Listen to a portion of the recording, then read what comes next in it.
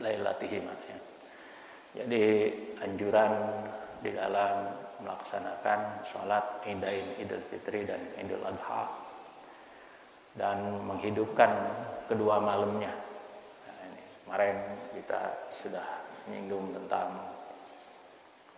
bahwa barang siapa yang menghidupkan dua malam ini akan dihidupkan hatinya ketika ketika hati-hati itu mati ya. Kemarin diterangkan apa itu sebab hati itu mati. Nanti sebab itunya kita tambahin lagi di akhir saja. Kita teruskan hadis yang berikutnya, hadis yang kedua. Bismillahirrahmanirrahim. Wa qala sallallahu alaihi wasallam, idza kana yaumu 'idil fitri waqafatil malaikatu ala abwabit turuqi fanadaw ubdu ya ma'syaral muslimin ila rabbin karim yamunnu bil khairi summa yusibu alaihil jazil laqad umirtum biqiyamil lail faqumtum wa umirtum bisyamin nahar fasumtum wa ata'tum rabbakum fa aqbidu jawaizakum fa idza sallaw nada munadin ala inna rabbakum qad ghafara lakum farji'u rasyidina ila rihalikum fahuwa yaumul jaizah wa yusamma dzalikal yaum bis sama'i yaumal jaizah. Wallahu a'lam bishawab. Hadirin, jadi di sini Rasulullah sallallahu alaihi wasallam bersabda. Apa kata beliau nih? Idza kana yaumul 'idil fitri. Idza kana yaumul 'idil fitri, manakala datang untuk hari Idul Fitri. Waqafatil malaikatu ala abwabit turuq. Ya, apa artinya itu? Bahwa para malaikat itu berhenti, berdiam di situ, di pintu-pintu jalanan yang ada. Jadi umpamanya orang keluar dari pintu ono di sono, mereka para malaikat diam di situ menjaga orang-orang. Kalau dia ada melalui pintu sana, jalan sana, malaikat pun diam, berhenti di situ ya, menunggu orang-orang yang sedang lewat mau Idul Fitri itu, Idul Fitri. Maka katanya apa? Panadau, maka mereka memanggil-manggil, menyeru ya, ugdu ya ma'syaral muslimin ila rabbin karim. Bersegeralah wahai sekalian kaum muslimin, yaitu menuju Tuhanmu yang sangat mulia. Nah ini. Yamunnu bil khair, memberi kebaikan.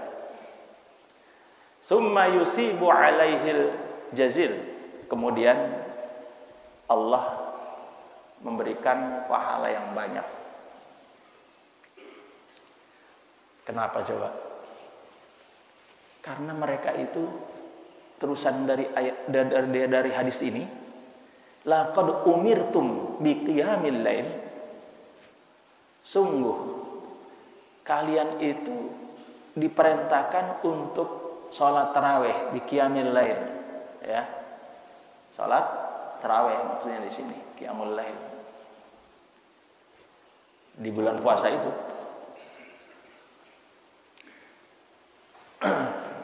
Fakumtum, maka kalian melaksanakan sholat tarawih qiyamul lail itu. Wa umirtum bisyamin nahar, kalian diperintahkan untuk puasa di siang harinya. Fasumtum, maka kalian juga puasa. disuruh sholat taraweh, dia sholat taraweh, disuruh puasa siangnya di bulan Ramadan, dia puasa. Makanya jangan sampai kagak mentang-mentang taraweh itu hukumnya sunnah, kemudian namun sunnah nggak dilaksanain juga nggak apa-apa. Ini pemikiran orang Muslim minimalis, yang kalau punya rumah itu ya udah kagak ada halamannya, entah agak jalanan, penting rumah, kira-kira begitu. Enggak Muslim maksimalis. Kalau maksimalis umpamanya dia zakat 2,5% dari harta yang dia miliki, tapi dia ngasihnya bisa jadi 5%, bisa jadi 10%. Itu maksimalis. Itu saya nyaksiin di Jogja itu tukang becak yang sholat. Kemudian saya nanya sama dia,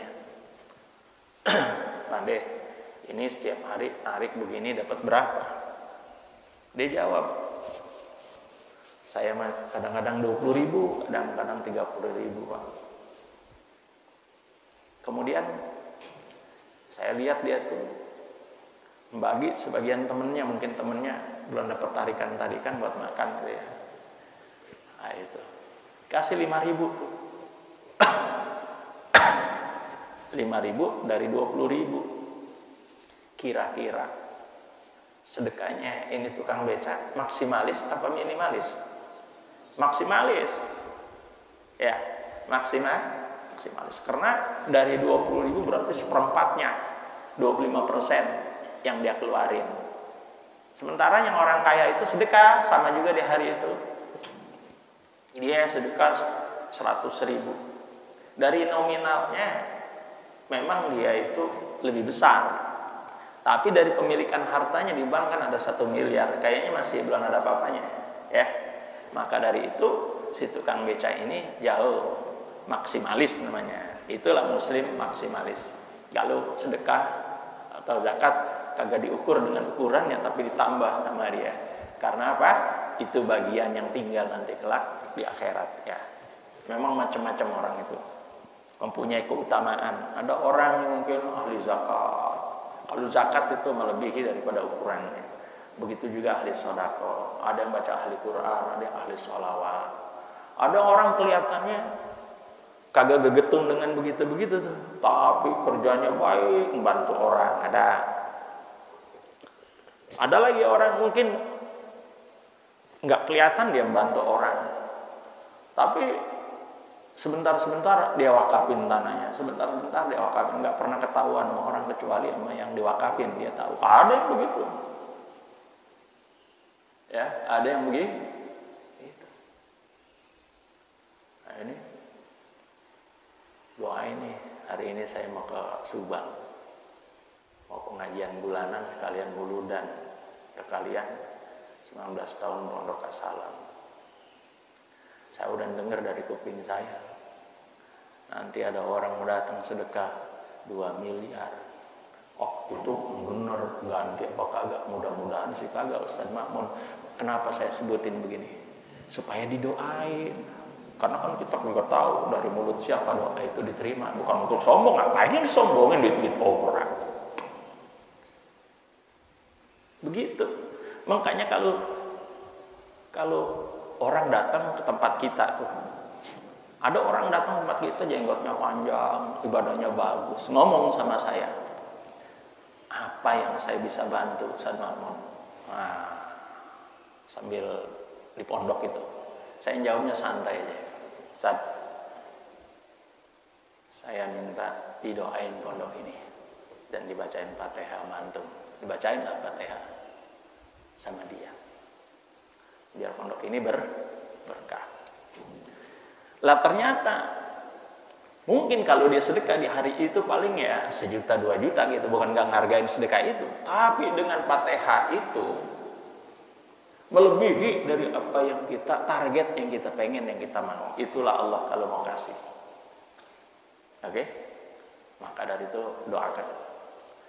Mudah-mudahan pondoknya Ustaz Fikri ini diperlukan luar biasa. Saya lihat, saya suka lewat situ. Saya berdoa mudah-mudahan panjangin umurnya, punya keturunan. Karena kalau di satu kampung itu ada pondok apalagi itu Al-Quran. Bapak yang ada di sini mungkin nggak pernah baca Quran, berkahnya nyampe. Itu keuntungan Quran tuh. Kemana-mana nular. Apalagi bisa bersedekah di situ, lebih luar biasa lagi. Itulah Allah. Kalau mendatangkan keberkahan satu kampung, didatangkan di dalamnya orang-orang soleh. Coba bayangin, pagi-pagi baca Quran, siang baca Quran, malam baca Quran, tiada hari tanpa Al-Quran. Zikiran yang paling afdol itu walaupun afdol zikri falam annahu la ilaha illallah, betul. Tetapi Al-Quran luar biasa. Di situ bukan hanya la ilaha illallah, banyak zikiran-zikiran yang luar biasa. Maka dari itu, ya, jadi kita kembali nih kepada hadis berikutnya, bahwa disuruh kita itu bangun malam, sholat tarawih kita laksanain. Kita apa lagi? Kita puasa nih, di siang harinya kita laksanain. Wa ta'tum rabbakum, dan kamu sekalian mentaati Tuhan kalian. Itu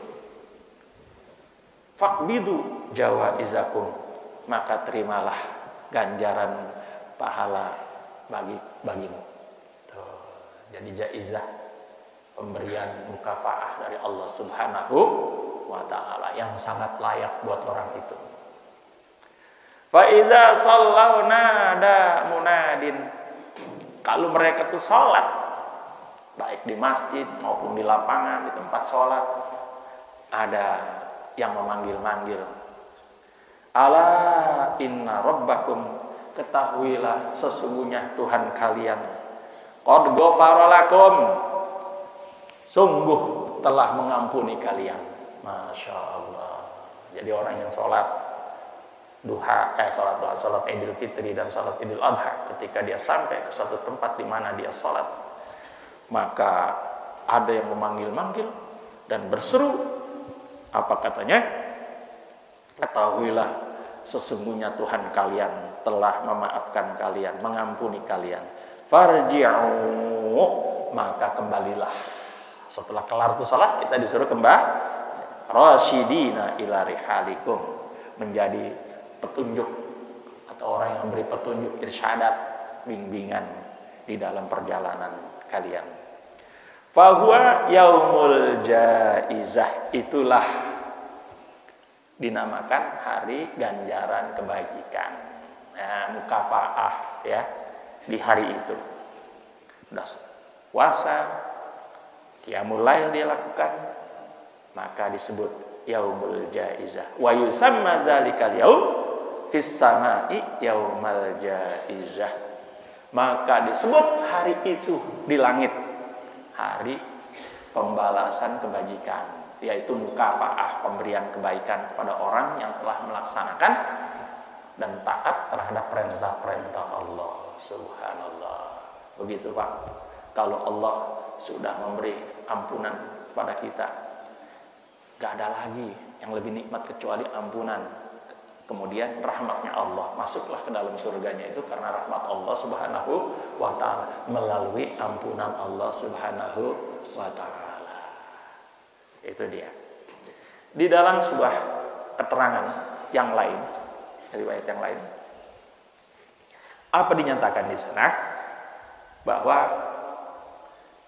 dinyatakan idza kana yaumul fitri, manakala datang hari Idul Fitri, ya ba'atsullahul malaikata fayahbituna ilal ard fi kullil bilad.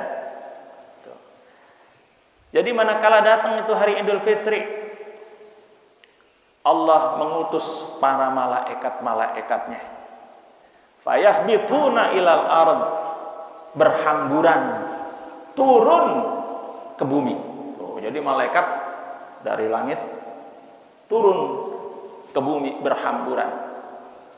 Fi kullil bilad, pada setiap negeri. Pelosok, jauh, di mana saja berhamburan atau malaikat berturun semuanya ke negeri-negeri. Fayaqulun, maka mereka berkata, apa katanya? Ya ummata Muhammadin, hei umat Muhammad, ukhruju ila rabbin karim. Hampir sama nih matanya. Ya. Keluarlah kalian kepada Tuhan kalian yang mulia. Fa idza barazu ila musallahum, manakala mereka itu sampai ke tempat-tempat sholat mereka, baik di masjid, baik di lapangan, ya, baik di musola dan di tempat-tempat lainnya, mereka berdatangan sampai ke sono. Yaqulullahu, maka Allah berfirman, Ashhidu ya malaikati, hei para malaikatku, saksikanlah, anni qad ja'altu thawabahum ala siyamihim ridaya wa maghfirati. Hei para malaikatku, ya, saksikan ya, sesungguhnya aku telah jadikan pahala puasa, pahala mereka, ya, sungguhnya aku telah jadikan pahala buat mereka terhadap puasa mereka di bulan puasa itu, ridhaya wa maghfirati, ampunanku, ridhoku dan ampunanku. Lah kalau udah diketebelecein oleh Allah Subhanahu wa taala yang Maha memberi ampunan dan rahmat, maka jaminan buat orang-orang yang beriman, yang melaksanakan puasa, melaksanakan qiyamul lail dan kebajikan-kebajikan lainnya, merupakan luar biasa ampunan dan ridhonya Allah, maka jaminan yang tertinggi. Maka kita nanti kalau di akhirat itu Pak, sebenarnya nikmat yang paling top, markotop kita itu bukan masuk surga sebenarnya. Yang melebihi dari surga itu, manakala nanti kita di surga diperlihatkan wajah Allah. Jadi kita bisa melihat Allah nanti. Cuman masalahnya lama dikitnya tergantung daripada amal-amal kita. Gitu. Diperlihatkan. Nah, ketika kita mempersaksikan wajah Allah nanti, itu nikmat yang paling luar biasa. Kagak ada bandingannya, walaupun itu surga sekalipun. Nah, ya cuman kan kita untuk mendapatkan itu semua dengan usaha, ya. Jadi sebagaimana hadis yang pertama kan kita diingatkan untuk supaya menghidupkan apa? Malam Idul Fitri dan Idul Adha dengan takbiran sampai pagi berganti-gantian. Supaya apa? Hati kita nggak mati ketika hati itu mati. Kapan? Nah, itu kemarin sudah diterangkan, ditambah sedikit di sini. Kita ini sudah diperingatin, diingatkan. Apa katanya? Yaitu bahwa kita diingatkan, Syekh siapa itu yang kemarin kita katakan keterangan di sini, Ibrahim bin Adham. Ya, ketika para orang-orang datang pada beliau itu, Ibrahim bin Adham, kami udah sholat, ya puasa, bangun malam ya bangun malam, tapi doa ini nggak pernah kunjung diterima.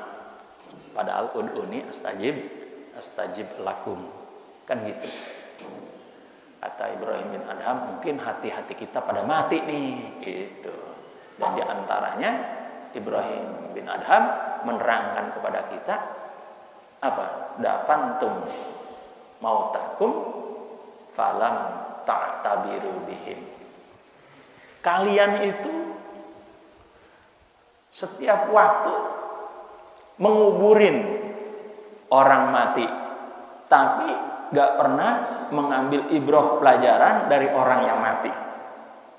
Padahal Rasulullah bilang kafa bil mauti wa izza. Cukup kematian itu menjadi penasehat yang paling bagus. Diam, nyata adanya. Kita disuruh apa? Disuruh berpikir, merenung. Oh iya ya, kita juga bakal mati seperti ini. Tahu hak prerogatif Allah, kan begitu. Yang kita mintakan husnul khatimah, kan begitu. Tapi masalah tanggal kapannya kita kagak tahu, detik kapannya kita kagak tahu. Kata Ibrahim bin Adham, udah tahu tuh tiap hari, bahkan kadang-kadang kita menyaksikan nyolatin orang mati, tapi kita sendiri nggak bisa dan nggak pandai ambil ibrah. Padahal kalau kita mau ambil ibrah, ya, daripada menguburkan orang yang mati dan ingat mati pasti. Apa katanya?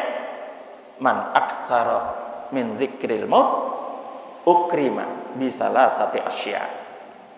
Barang siapa katanya banyak ingat mati, dia bakal ukrima, dimuliakan dengan 3 hal.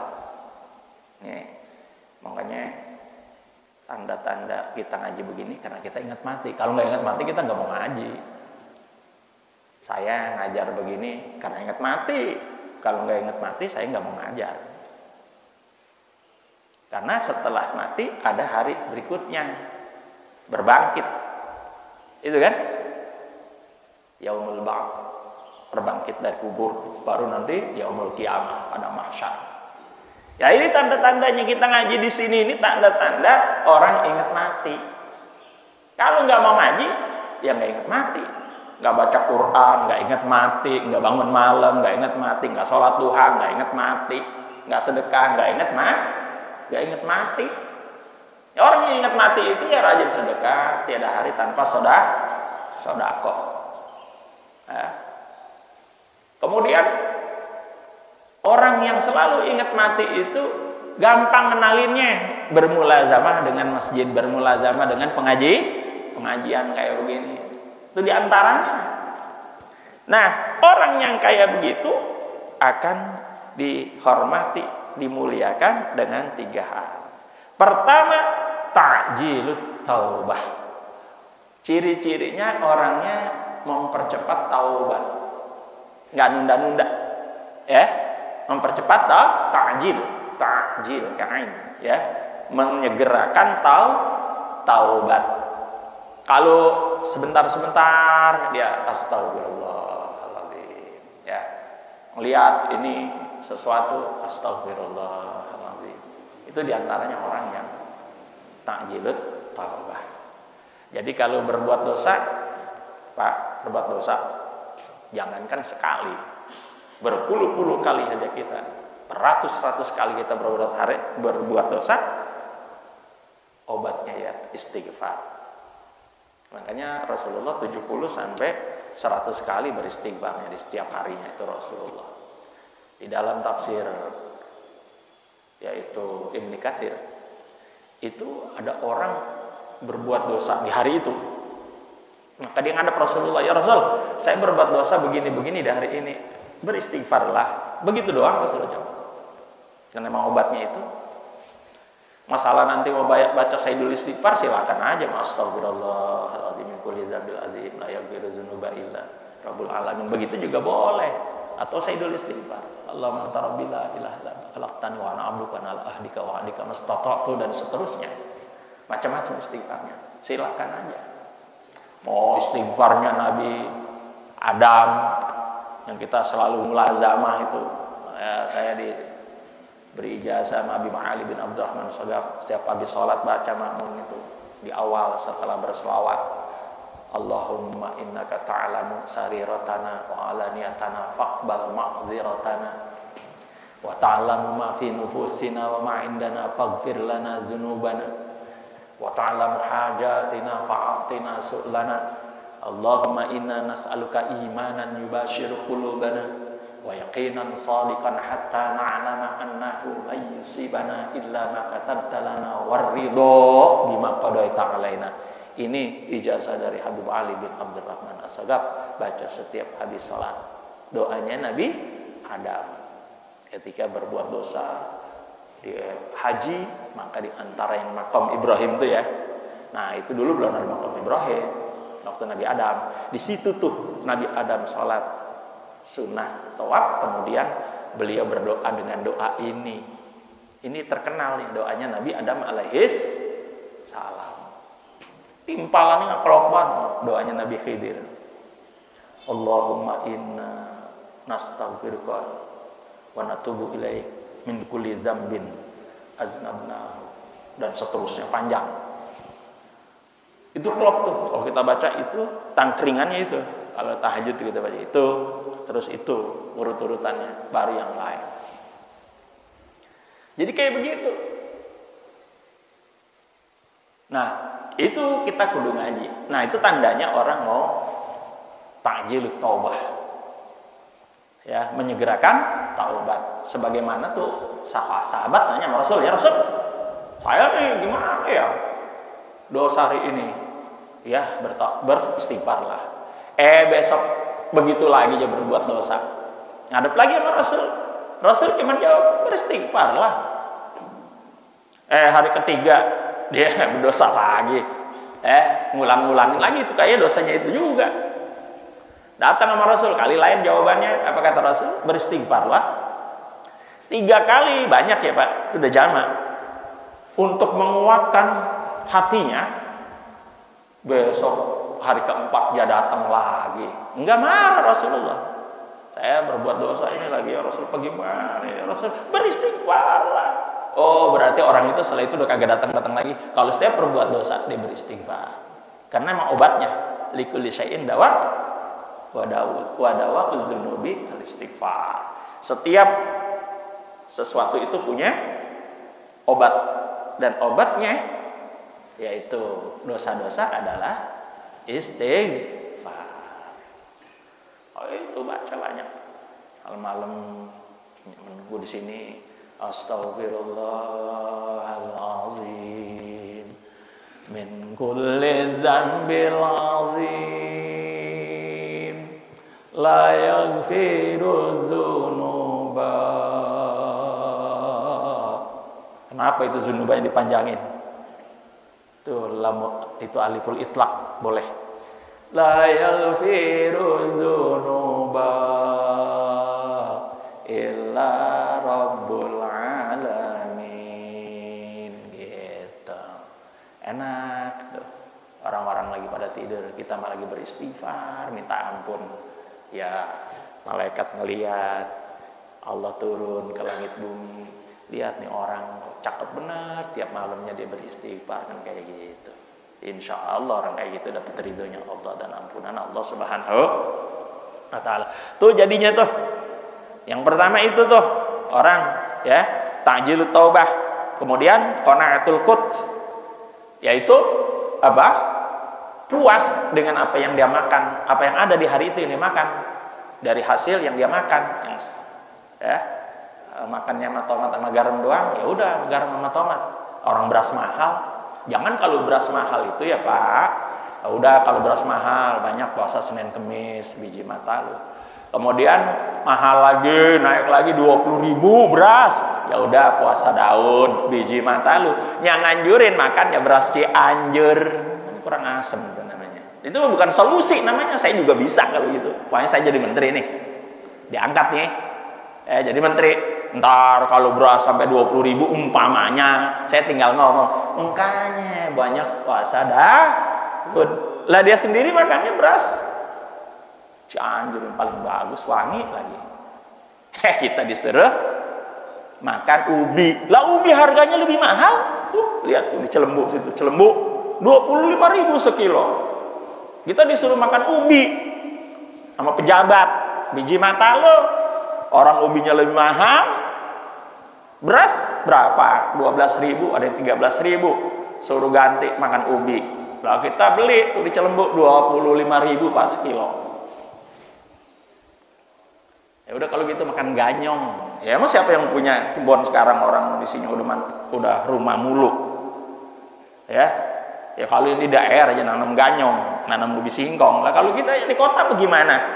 Ya udah puasa tiap hari, kan hebat puasa tiap hari.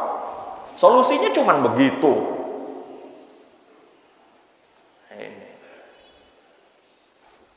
Alhamdulillah men. Nah itu. Mudah-mudahan nanti diberi yaitu oleh Allah Subhanahu wa taala yang terbaik. Amin ya rabbal alamin. Nah, tuh, kemudian wa nasyatul ibadah. Ketiga nasyatul ibadah. Nasyat artinya rajin ibadahnya. Ya, ini orang rajin nih ibadahnya. Alhamdulillah. Karena ingat mati. Dan ini tinggal hadis sedikit satu aja nih hadisnya. Kemudian kita terusin nih, ya. Wa marra Umar bin Al-Khattab radhiyallahu anhu ma'an Nabi sallallahu alaihi wasallam. Lewatlah Umar bin Khattab bersama Nabi sallallahu alaihi wasallam di suatu pasar. Fara'a hullatan min sundusin. Maka dia melihat pakaian yang terbuat dari apa? Sutra. Faqala, nih Umar berkata nih kepada Rasul. Faqala ya Rasulullah. Rasul, lawit takhatta hadhihi lil 'id. Bagaimana ya Rasul? Kalau ini baju yang dari sutra ini kita pakai, kita ambil untuk salat Id. Nah, kita beli untuk salat Id, kita pakai untuk salat Id.